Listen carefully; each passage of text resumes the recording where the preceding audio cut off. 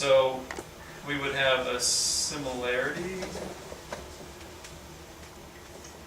I'd say the point of the symbol, though, is still the thing that it's pointing at. Yeah. So you have, So you've got a prophet who's supposed to lay on his left side for a certain number of days and lay on his right side for a certain number of days. The symbol of the laying on the side isn't all that important, but rather the number of years of judgment for Judah and Israel. That's the statement. So the symbol, I think the symbol only has value because of what it's pointing at. can we say the meaning is the thing that it's pointing at? The meaning is found in what it's pointing at? Yeah. Yeah. I mean, the beast has meaning. The harlot upon the beast has meaning. The dragon has meaning. It's not just, we're not just to think of simply a scaly dragon, you know, in folklore, but it's pointing to something. It's representing something. Representing, good. That's Okay. representing something.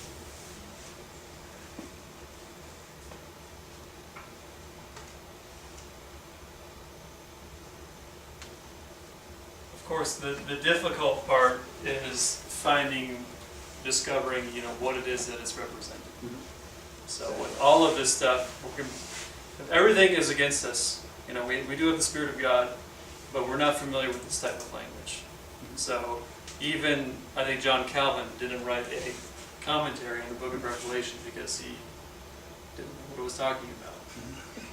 So a person who's written and preached thousands and thousands of sermons and written commentaries and everything else and 1,500-page institutes, didn't write a commentary on Revelation.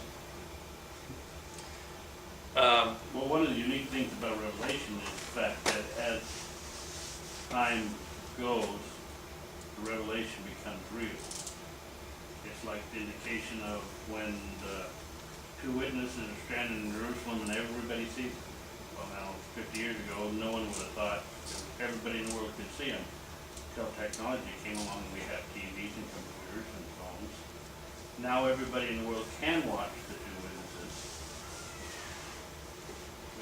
So that's a revelation of something to come that we would have not understood. Now we can. Yeah. And so many of those things they're describing were of what knowledge they had to know how to describe it, but as it comes to real life, we may have a better understanding. See, I tend to disagree with that because I think when John described what he was describing, he knew what he was describing. So I don't think it was something that was completely foreign and alien to him. Because it goes back to what the actual Or his audience. letter is. Or his audience. Yeah. It is a revelation, and I think that it's intended to actually instruct and comfort and encourage the people who are going through the conflict that it's describing. So if they didn't know, if they weren't aware of what was actually something that's thousands of years away, then to me there's no purpose for them even knowing and having a book. But it was important enough for them to actually keep it and include it in part of the canon. So I think where we go wrong is we try to find a contemporary representative of what we think it means in our culture, and instead of going back to how did he understand this, how did his audience understand that. And I mean one of the classic examples is the locusts. You have these locusts who are mean, gnarly things, and some people think they're Apache helicopters because they're huge and they're very destructive and they have the face of a man. And that's where we could go if we take this type of language to that extent and say, well, there's some sort of contemporary parallel to it or contemporary application of it, not application, description of it or whatever I'm trying to say, instead of actually trying to understand it in John's eyes. Why does he use the image of a locust? Why does he use two witnesses? What is the significance of that? What could it have meant to him? Because it's not going to mean anything different. It's not going to mean something different to him. It's not going to mean. It's going to mean something to him that he understood. So not necessarily not necessarily something that technology brought about or something like that. Does that make sense? So, is apocalyptic writing going to come from the perspective that the person seeing the vision understands it? Well, sometimes I think that for the most part they do. I can't think of an example where they didn't understand what they were seeing.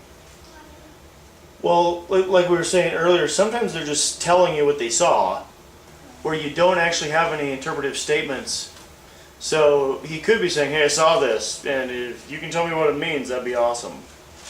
I wouldn't say that, say for instance Daniel, did Daniel have the full comprehension of all these things meant and what it would be in the last days that they're spoken of in Daniel 12, you know? I don't think he could have fully grasped how it was all going to come together and how these things were all going to be worked out.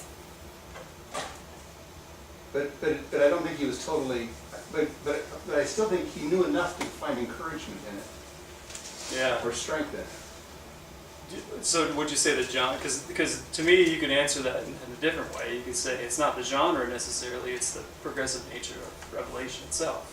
So he's speaking of something, 800 years before the Messiah would come, before the Son of Man would come. So in the same way that none of the prophets in the Old Testament understood exactly how everything was going to come about. Right.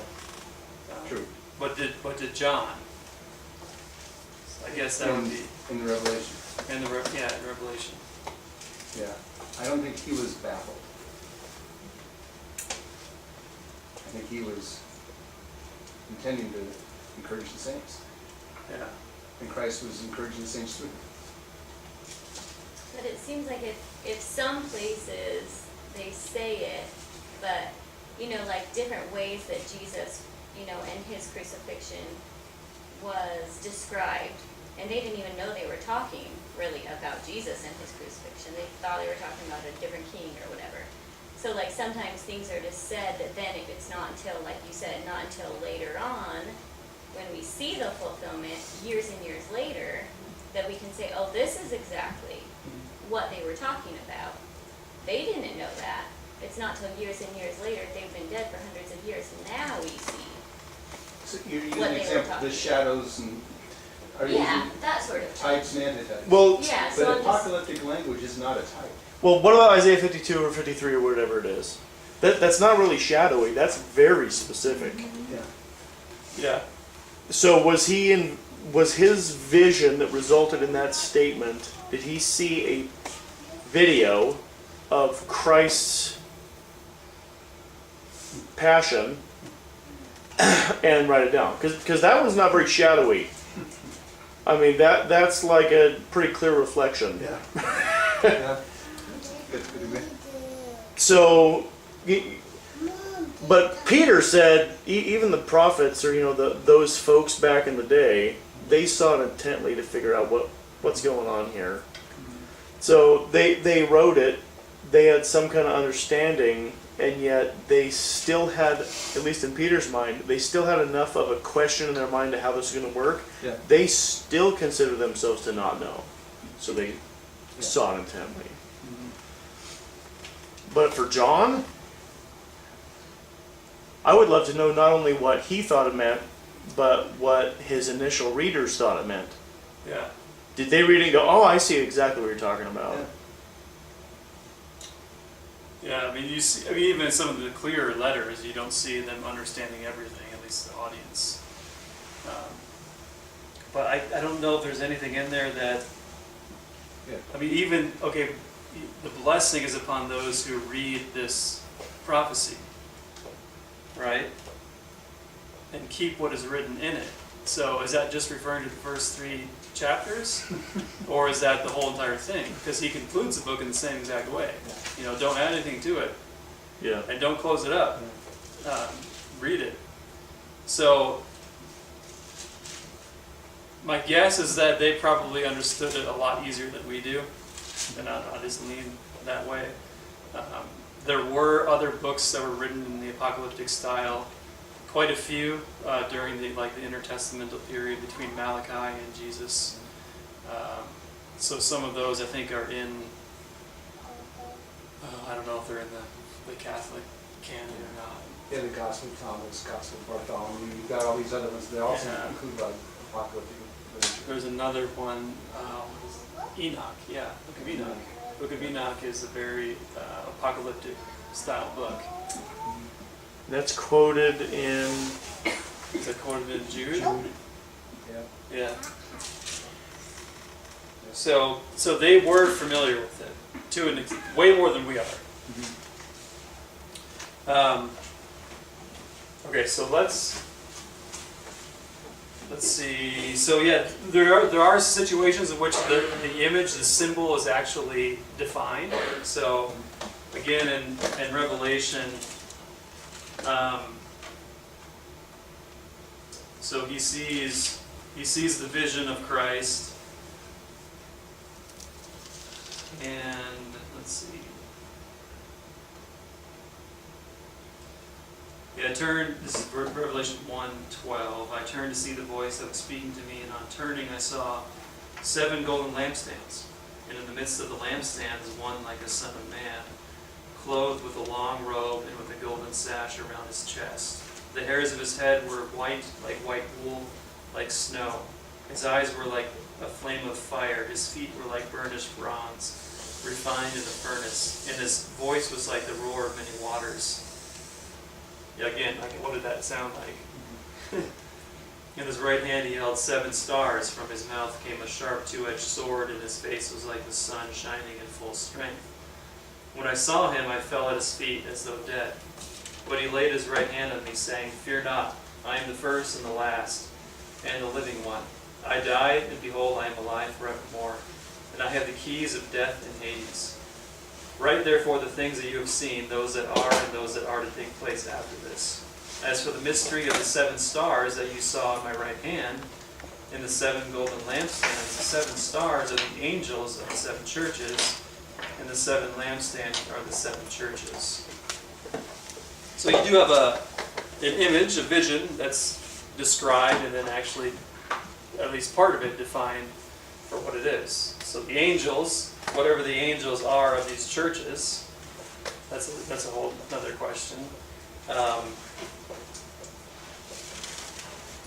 And then the lampstands are the 7 churches. So anyways, when you're reading apocalyptic genre, when you're reading Revelation and stuff, look for those times when it's actually defining what somebody is describing. It does help. I think what we'll do is we will. Okay, so we'll talk, what's the purpose of this? Why use such a weird, strange way of communication? What's your intention? And Okay. unless in some sense there's also an intent to conceal. Okay.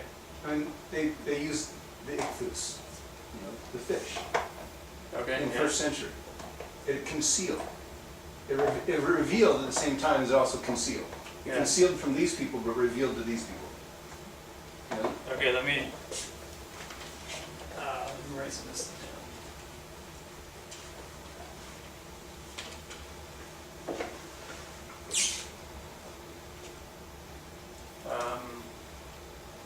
So purpose. So it does definitely get your attention. Yeah, that's true.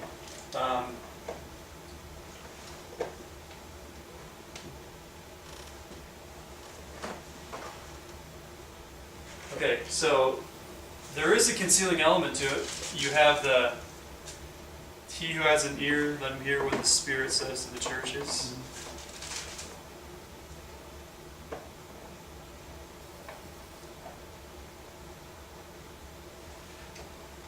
Where does he get that from? Well, Jesus refers to, seeing they may not see, so he's referring that he's quoting. Hearing they may not hear. Yeah, hearing they may not hear. Yeah, so Jesus does this, he uses the same technique with his parables. Yeah.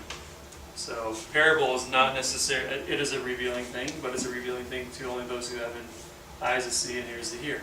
Which is that Isaiah's call? You're going to go to a Yes. people who, in seeing, they will not perceive, I and in think he's hearing, they will quoting not from Isaiah, understand. that's what I Yeah. think Jesus was. Right. So there is an aspect of the proclamation of God that is poured out on the deaf and the blind, almost with an intent of them not hearing or seeing. At times. And sometimes it's with the intent of causing sight and hearing. But with Isaiah's call specifically, you're going to preach so that they don't understand. Yeah. Yeah, which fits with almost all the prophets. So they're given a message from God to a rebellious house, a stubborn, stiff-necked people, which is why they end up getting killed all the time. So what about, is it Nebuchadnezzar's dreams? Or, Pharaoh. Pharaoh had the dreams of the 7 years and the 7 years. Yeah. Is that considered apocalyptic? It's just weird. It's just a dream. It's just weird. Yeah. So okay, if that it is, then is It's a revelation of the future Nebuchadnezzar's- 14 years or whatever it is. yeah, Nebuchadnezzar's dream of the statue apocalyptic? Well, what about just Pharaoh? Is Pharaoh's dream apocalyptic? Yeah, that's a good question.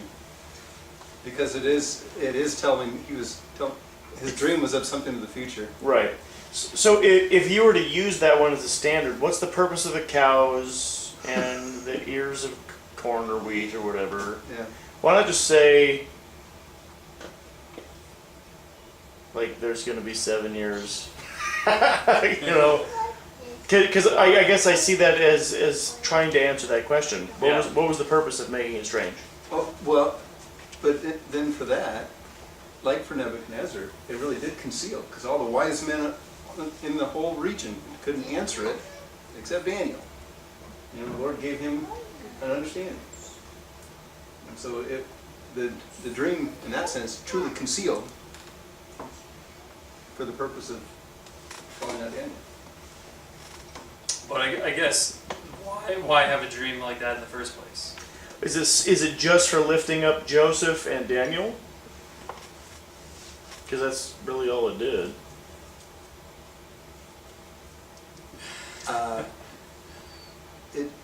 It did. Daniel was exalted, and of course, he was also spared as a consequence. Yeah. And therefore, we have his book. Yeah. And with the concealing part, it also is almost like God does get the glory for it, because it's only through His Spirit that you can even figure out these things, like the vision. It was obvious that God gave the answer and everyone knew it. And with this, if it's, revealed, it's because God's revealing all this weird stuff. So maybe that takes God. Yeah. So yeah, it does. So it exalts the one who reveals.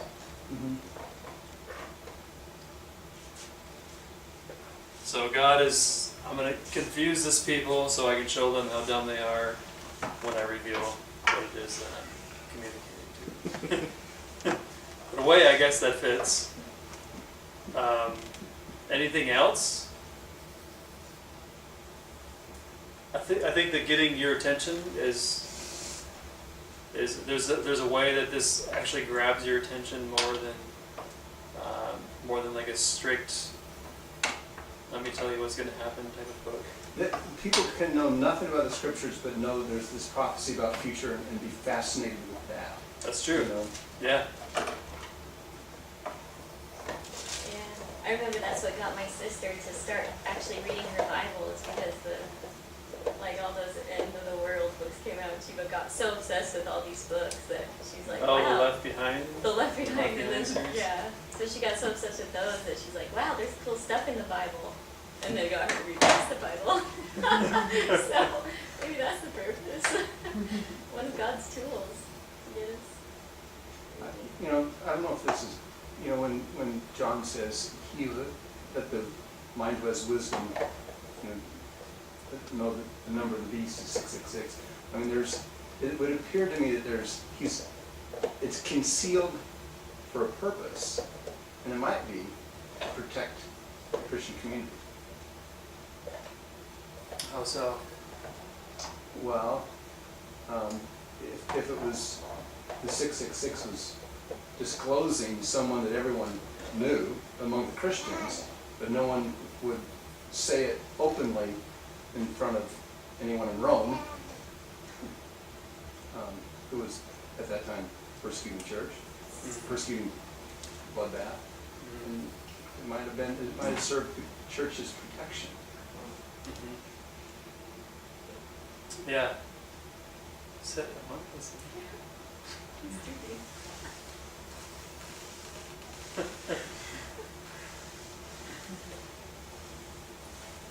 Okay, so should we look at some stuff? Do you have a purpose statement for why apocalyptic writing? I do not.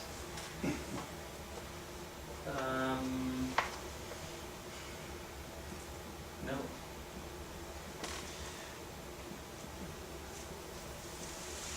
You said I have a definition. Yeah. So this is a definition. I don't remember. I got it from somebody. A visionary or revelatory means of communication saturated with symbolic, figurative, and metaphorical language in the backdrop of the dualism between earthly and heavenly realities. Which actually, that's not too bad. So you do see depictions, you see transportation from earth to heaven and vice versa. So it's kind of wordy.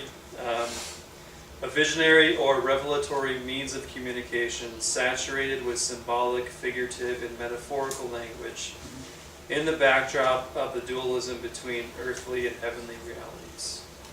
So a key, important aspect of this in Revelation is the throne room scenes. So John sees things around God's throne. He sees a lamb, he sees a lion, he sees angels, he sees worshipers. So he's brought up to that point, or he sees this heavenly reality and sees things happening there. So, okay, so let's look at Ezekiel. So we're going to look at Ezekiel, and this is kind of in a there's some apocalyptic stuff going on here. There's a vision, but there's also a call. So essential to the role of the prophet is his call, which we don't have all of them here, but we do have some. And this is just kind of a fun vision. I wish I was an artist so I could draw this out for you all. Okay, so we'll read it and we'll just kind of talk about it as we go through it. We'll see how far we get. In the 30th year, in the 4th month, on the 5th day of the month, as I was among the exiles by the Kabar Canal, the heavens were opened, and I saw visions of God. On the 5th day of the month, it was the 5th year of the exile of King Jehoiachin, the word of the Lord came to Ezekiel the priest, the son of Buzi, in the land of the Chaldeans by the Kabar Canal, and the hand of the Lord was upon him there.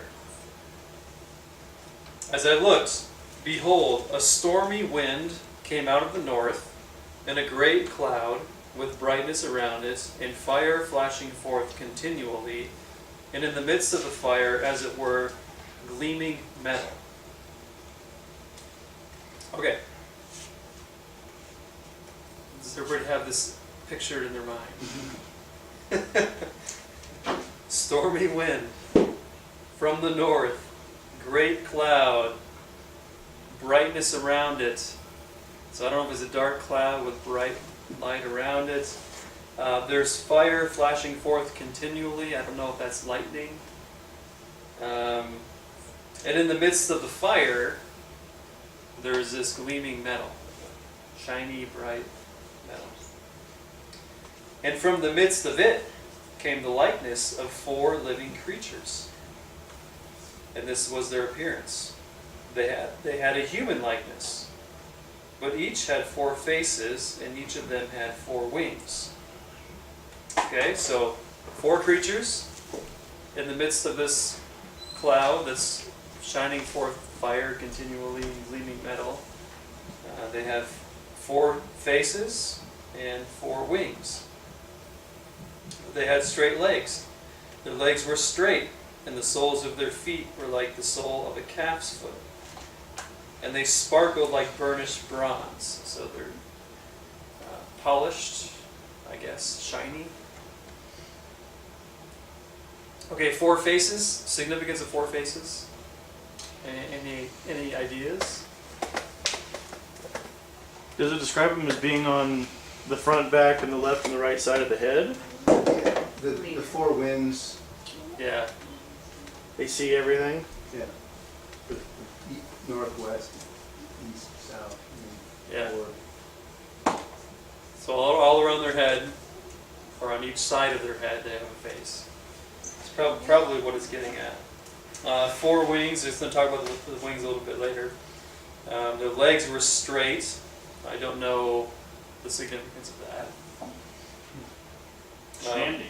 Soles of standing. They were standing. They were standing. Whatever it was. Yeah, that's true. They were Yeah. standing, and then that'll play a part and further on. in fact, so the majority of the uses of that Hebrew word is upright.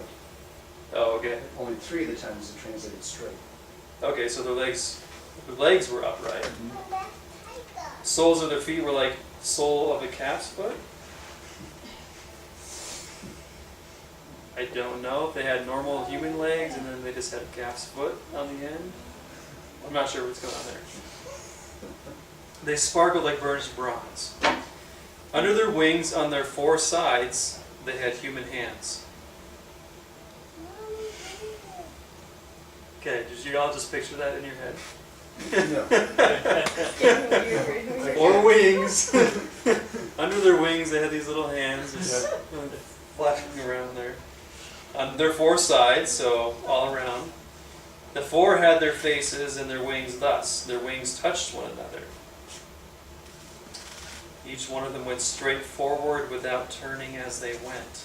So, I don't know if they're coming out in a line or they're coming out in a square, but their wings are touching each other and then they're just moving on the same direction. As for the likeness of their faces, each had a human face. The 4 had the face of a lion on the right side, the 4 had the face of an ox on the left side, and the 4 had the face of an eagle.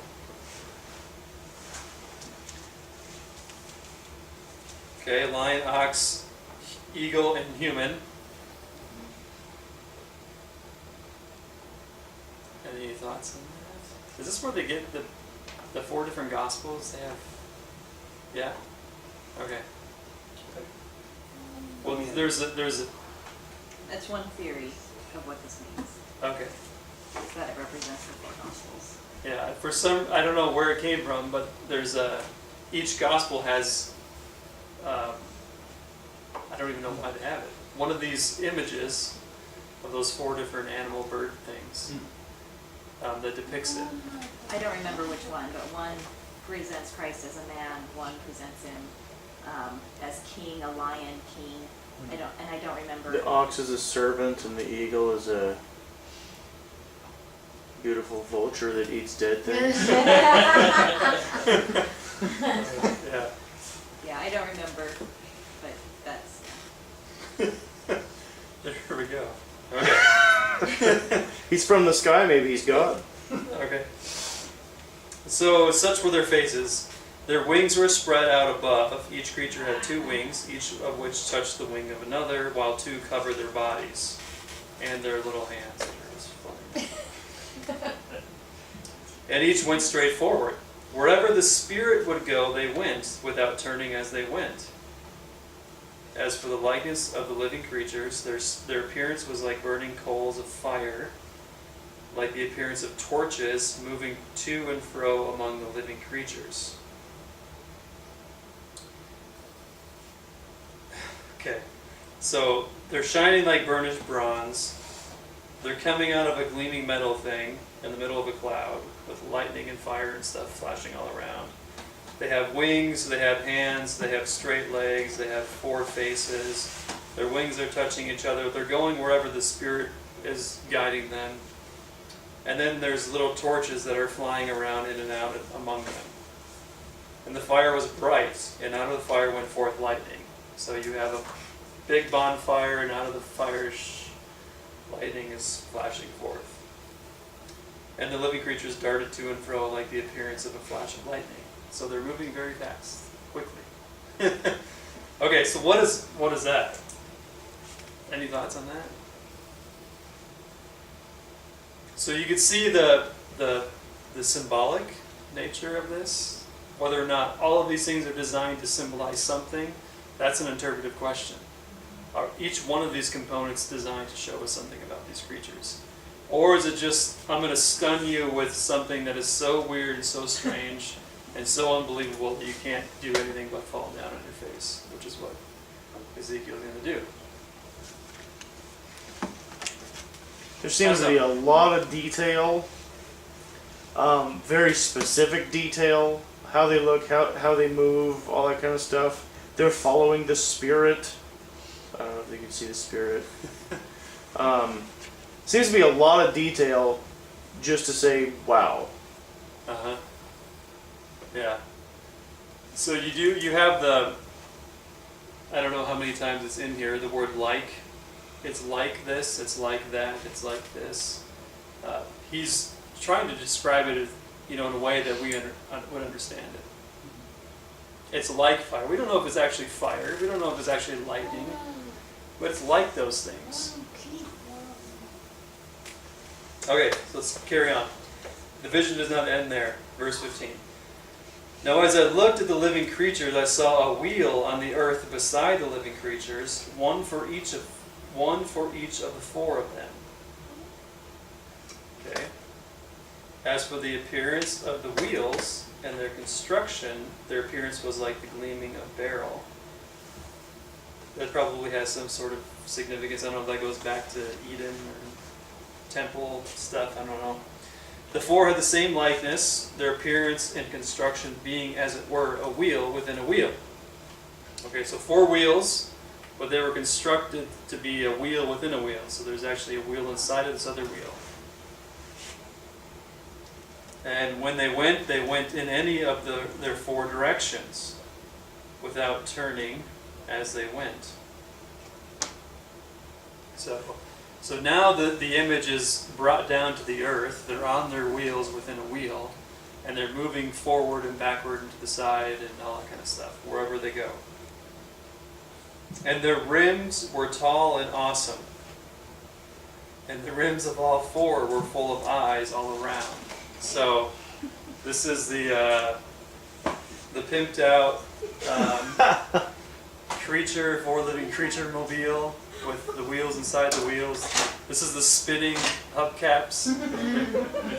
Okay, and they were awesome.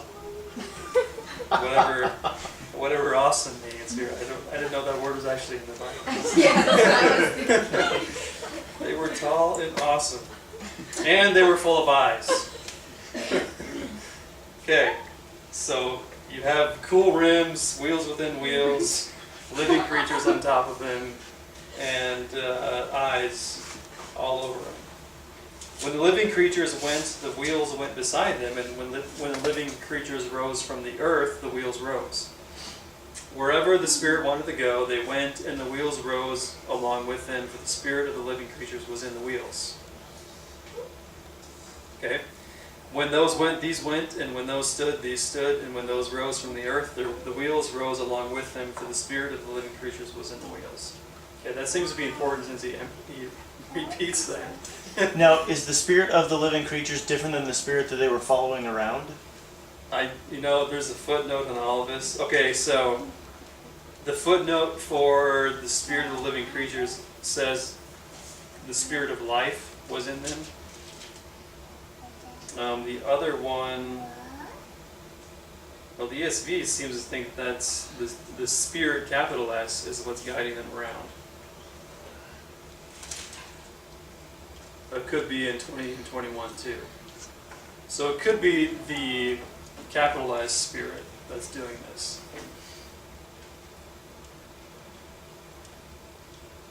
Okay. Over the heads of the living creatures there was the likeness of an expanse, shining like awe-inspiring crystal, spread out above their heads. Okay, so you have the creatures that are on the wheels, and they're going all over the place, not just on the ground, but in the sky. And above their heads is this expanse of crystal. So shiny, awe-inspiring crystal. Doesn't say, I don't know if it's like a glass thing above their heads. I don't know. Under the expanse, their wings were stretched out straight, one toward another, and each creature had 2 wings covering its body. And when they went, I heard the sound of their wings like the sound of many waters, like the sound of the Almighty, a sound of tumult like the sound of an army. So there's some noise going on here. When they stood still, they let down their wings, and there came a voice from above the expanse over their heads. When they stood still, they let down their wings.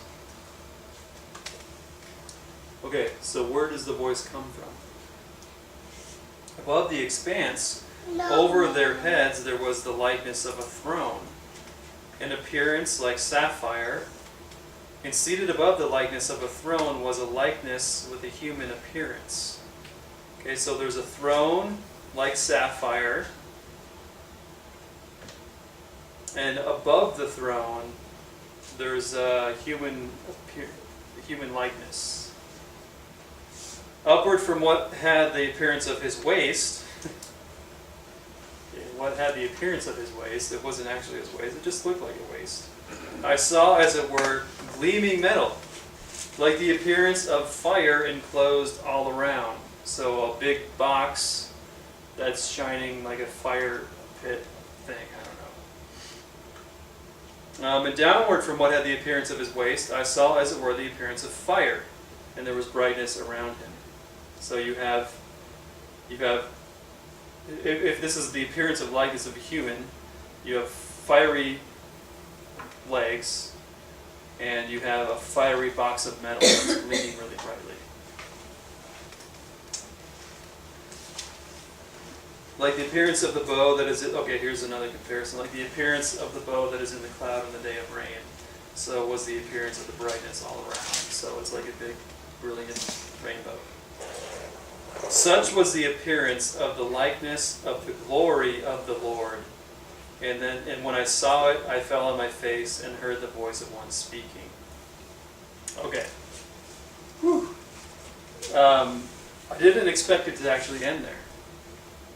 I didn't expect him to actually say, this is the glory of the Lord. This is the likeness of the glory of the Lord. But that's what he's seeing. Now, I don't understand that. But you get because of this vision, this weird creature thing. We don't know how big they were. Fire and lightning and burnished bronze, shiny metal, crystal, glass, expanse. Obviously designed to be a separation. It's clear that there's some sort of separation there. If it's a crystal expanse, I mean, you think of creation with an expanse between the waters. Something like that going on.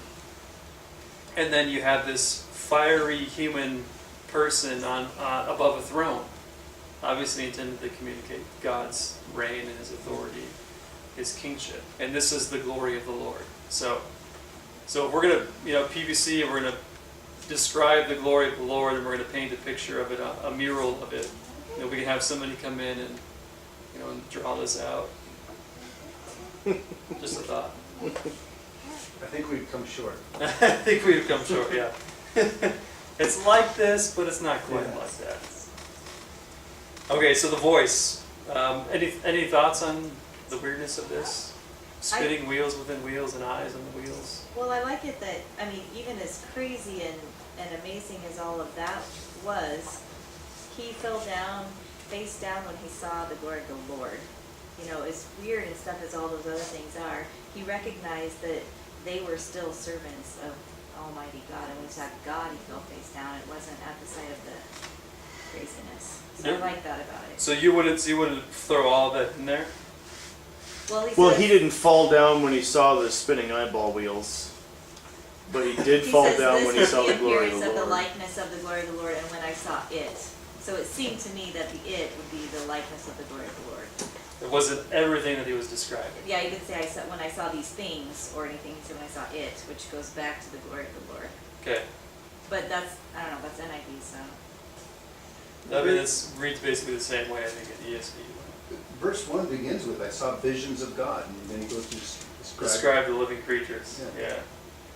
So is the intent to say that Ezekiel saw God and the God's feet are four-faced, four-winged, No. four-living He saw creatures? visions of God, not God. He saw visions of God. Like God is one of the living creatures? Is that what you're Well, asking? is that what we're saying? Like the thing that he saw is a vision of God? It's a symbolism. Yeah. No, it's not. It's so when Isaiah describes God, he describes him as being on a throne and having a long robe that fills the temple and being surrounded by angels. So Could this not be the same vision? this is not the same vision, but it's a but I vision mean, of the there's a same likeness of the same vision, thing. Because he does speak of the throne, and that's the glory like he saw. When he saw that glory, he recognized it as God. But Isaiah didn't see four creatures. I mean, Wait, that's not my question. with four heads. In this vision, are we intended to say that the four creatures are an aspect of the glory of God, or is the thing above the expanse the glory of God? That's a good question. Because we can't say that everything in the vision is the glory of God, because Yeah. there was a cloud over the earth. Well, is the earth the glory of God? I don't think that's intended. So at some point in time, we have to differentiate in the vision of what is intended to be a vision of God, or the glory of God, and what is intended to not be Yeah, right. the vision of the glory of What God. elements of it are intended to, but the brightness, I mean, all these things depict. But with all this very specific information, we should be able to say the four funky things and the funky cars, those are something within this vision that's intended to uphold or to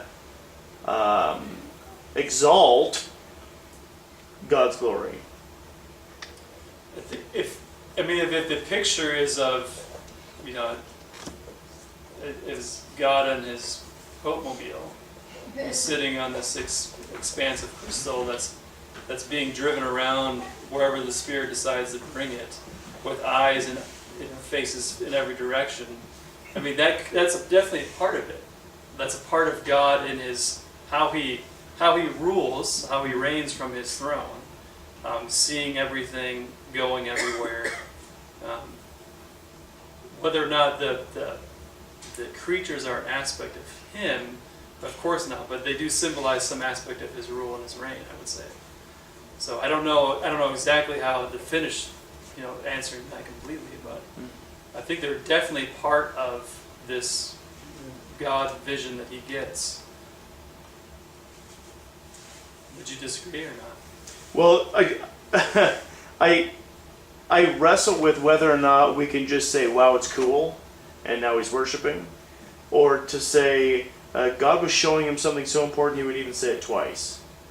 Like the thing that he's saying twice carries with it, it might be a symbol of something else, but I don't know that the thing that it's a symbol of, I don't know that the something else is just the majesty of God. I think it's going to be something more specific than just the majesty of God or the authority of God. I think there's also an aspect of it too, it's like nothing you've ever seen before, and it's not anything you can even fathom. I mean, everything in this is like, it's unfathomable. I mean, I can't even paint a picture. And everything it's not truly molten metal, it's I just like it. Yeah. And it could be it could be visions from God, not necessarily visions of God, not necessarily that God is the one that we're seeing, but this seems to be the case, at least part of it here, that he is seeing God. He's seeing the glory of God.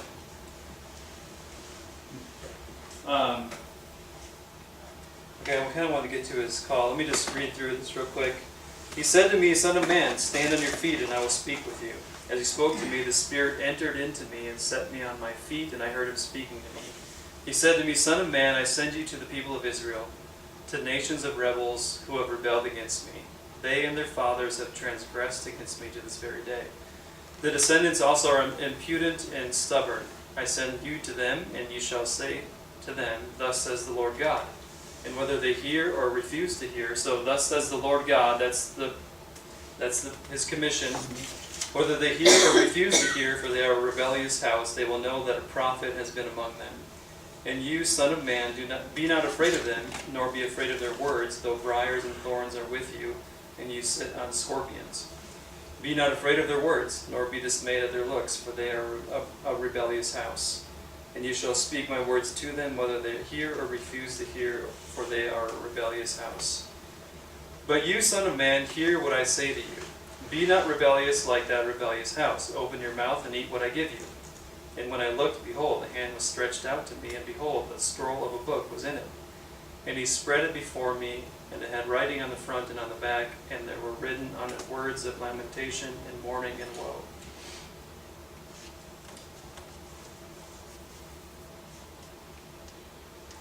Yeah, I guess we'll stop there, because we really could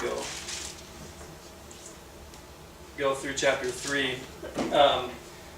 So this is his commission. So you see, importantly, with prophets, you see that there's a call, and there's something that precedes the call. So Isaiah sees a vision. Jeremiah actually hears of how God has appointed him beforehand and commissioned him to destroy and to plant, to pluck up and to grow. And Ezekiel sees a vision here. What's the purpose of that? The commission is not a good one. You're going to go to a rebellious people, a hard-hearted, stubborn people. Why is it important for Ezekiel to see this vision? Confirm to him that God is real. Okay. So that when he was given the commission, he'd understand that it came from the authority of God. Yeah, it's got to be pretty impactful, right? Not more than just real, yes, real, but also the majesty of God. This is the one whom he's serving, not just wooden idols and so forth. But, I mean, it was a glorious vision.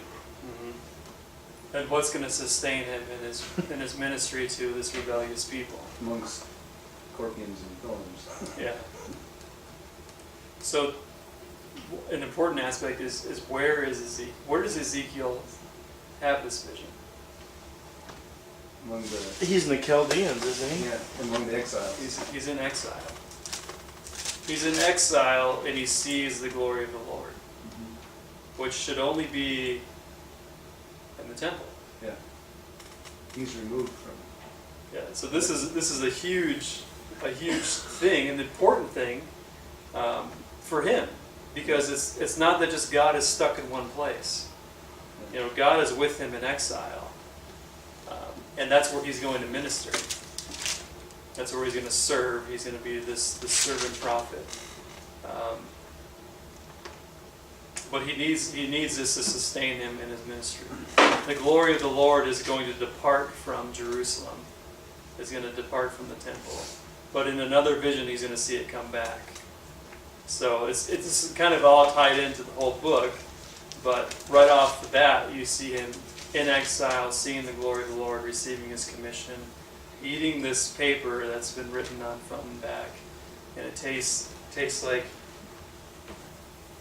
it was written on it words of lamentation and mourning and woe. So those aren't encouraging things.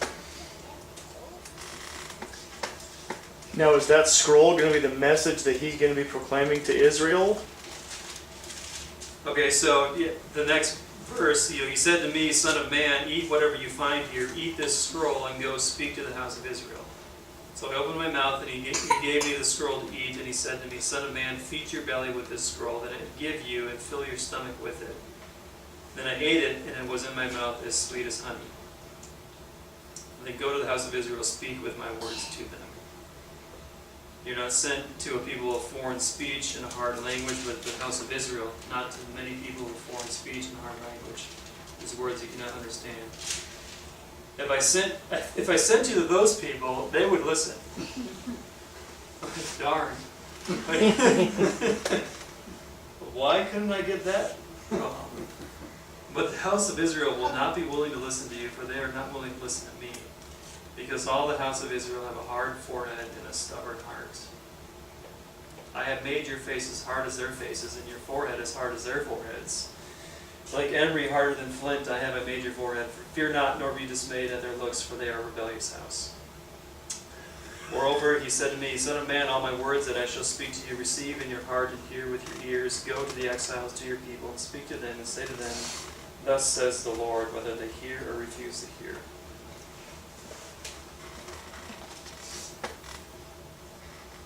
Okay, so the concluding in the vision here, the Spirit lifted me up, and I heard behind me the voice of a great earthquake. Blessed be the glory of the Lord from its place. There was the sound of the wings of the living creatures as they touched one another, the sound of the wheels beside them, and the sound of a great earthquake. The Spirit lifted me up and took me away, and I went in bitterness in the heat of my spirit, the hand of the Lord being strong upon me. And I came to the exiles at Tel Aviv, who were dwelling by the Chebar Canal, and I sat there, where they were dwelling. I sat there overwhelmed among them 7 days. Overwhelmed for 7 days. So he's caught up in this vision. And then he's brought back down. But yeah, those were the words. So repeatedly you do say the word of the Lord came to such and such. Say this to the people. And that's what they were supposed to do. All right, so that will be done for tonight. Next week we'll do Gospels. So don't be afraid of apocalyptic stuff. Just have fun. Break out your coloring pad and draw the stuff that you see. All right. So we want to pray and close. Yeah. Yeah. Dear God, I thank you for bringing us here tonight. I thank you for the common grace of safety in travels, good health, the opportunity to be here in a warm home together, but also I thank you for your word, showing us the majesty of your glory, sometimes hidden, sometimes revealed. Lord, I thank you for working the way that you do, causing us to draw near to you in the study of your word. I pray that you would also be with each one as we go about our lives in the rest of the week. You'd be protecting us and guiding us and keeping yourself on our hearts and on our minds. And I pray in Jesus' name, amen.